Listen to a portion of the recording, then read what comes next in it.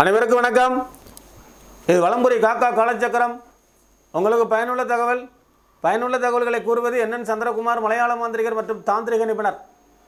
ஓம் காகத்வஜாய வித்மகி கக்ககஸ்தாய தீமகி தன்னோ மந்த பிரசோதயாத். இந்த காணொலி பார்க்குற உங்களுடைய வாழ்வில் அனைத்து நலங்களும் அனைத்து செல்வங்களும் நீண்ட ஆயுளையும் ஆரோக்கியத்தையும் நான் அன்றாடம் வழிபடுகிற வாராகி இந்த பிரபஞ்சத்துடைய நீதிமான் சனீஸ்வர பகவானும் உங்களுக்கு உங்கள் குடும்பத்தாருக்கும் நல்லதொரு வாழ்வினை தரட்டும் என்று கூறி இந்த நாள் இணைய நாள் அமைய என்னுடைய மனப்பூர்வமான வாழ்த்துக்கள்.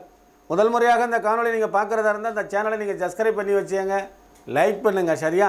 இன்றைக்கி இந்த காணொலியில் நம்ம என்ன பார்க்க போகிறோம்னா ரொம்பவும் முக்கியமான ஒரு பயனுள்ள தகவல். எதிரி தொந்தரவுலேருந்து நீங்கள் விடுதலை பெறுறது.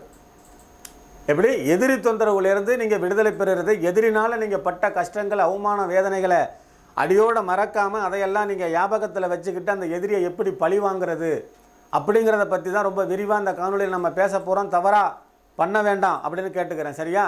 உங்கள் எதிரி பைத்தியமாகணுமா? இது தாங்க மேட்ரு. ஒரு 6 செப்புத்தக்கடை நாட்டு மருந்து கடையில் கேட்டிங்கன்னா கிடைக்கும். ஞாயிற்றுக்கிழமை அதிகாலை 3:20 அந்த நேரத்தில் பண்ணுறது ரொம்ப உத்தமம். நாளே நீங்கள் எல்லா பொருளையும் வாங்கி வச்சுக்கங்க. என்னென்ன பொருள்? 6 செப்புத்தக்கடை நாட்டு மருந்து கடையில் கேட்டு வாங்கி வச்சுக்கோங்க.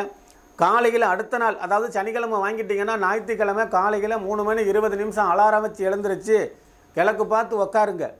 உங்களுடைய எதிரியோட பேர், எதிரியோட தாயார் பேர் எழுதி இந்த எதிரி பைத்தியமாகணும்னு அதில் எழுதிருங்க.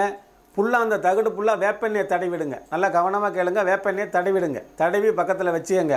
நம்ம சனிக்கிழமை என்ன பண்ணுறோன்னு கேட்டிங்கன்னா, மனநல பாதிக்கப்பட்டு மூட்டை முடிச்சோட ரோட்டோரங்களில் தெரிகிறவங்க கிட்ட நீங்கள் ஏதேனும் 50-100 அவங்களுக்கு உதவி பண்ணிவிட்டு இல்லை ஒரு சாப்பாடு டீ காப்பி ஏதாவது வாங்கி கொடுத்துட்டு அவங்க கூட ஒரு 5 நிமிஷம் உட்காந்துருந்து அவங்க போட்டிருக்கிற துணியில் ஏதேனும் கொஞ்சம் போல் கட் பண்ணி எடுத்துக்கிட்டு வந்துடுங்க. இப்போ நான் 6 செப்புத்தக்கடு எழுதியாச்சு, வேப்பெண்ணையும் தடவியாச்சு. மீதி வேப்பெண்ணெய் இருக்கும். ஒரு 1/4 லிட்டர் வாங்கிங்களேன். அகல் தீபம் கொஞ்சம் பெருசாக வாங்கிங்க. சரியா? அந்த அகல் தீபத்தில் அந்த மனநல பாதிக்கப்பட்டவங்கிட்டேருந்து எடுத்துக்கிட்டு வந்த துணியை திரியாக திரிச்சுக்கங்க. வேறு நீங்கள் பஞ்சு திரிலையோ நூலு திரிலையோ வேறு எந்த திரிலையும் போடக்கூடாது. இந்த துணியை தான் நம்ம பயன்படுத்தணும்.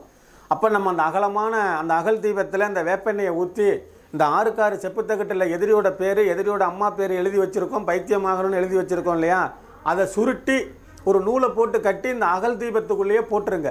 போட்டுட்டு இந்த வேப்பெண்ணெயை அந்த மனநல பாதிக்கப்பட்டவர்கிட்டேருந்து எடுத்துகிட்டு வந்த துணியை நீங்கள் திரிச்சு விளக்கு ஏற்றுங்க. ஏறத்தாழ ஒரு 5 மணி நேரமாவது எரிய விடுங்க. அதுக்கு முன்னாடி உட்காந்து அவங்கனால நீங்கள் பாதிக்கப்பட்ட விஷயங்களை நிறையா நினச்சி பாருங்கள். இவங்க பைத்தியமாகணும்னு மனசில் நல்லா நினைங்க. பிரபஞ்சமே நமக நற்பவி அதிகமாக சொல்லுங்கள்.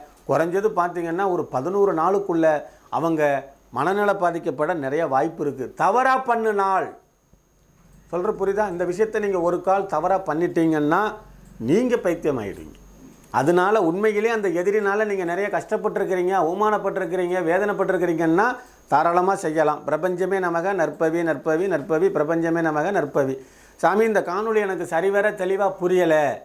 கீழே கொடுக்கப்பட்டிருக்கிற என்னுடைய ஃபோன் நம்பர் 3 இருக்குது இல்லையா? அதில் வாட்ஸ்அப் இருக்குது.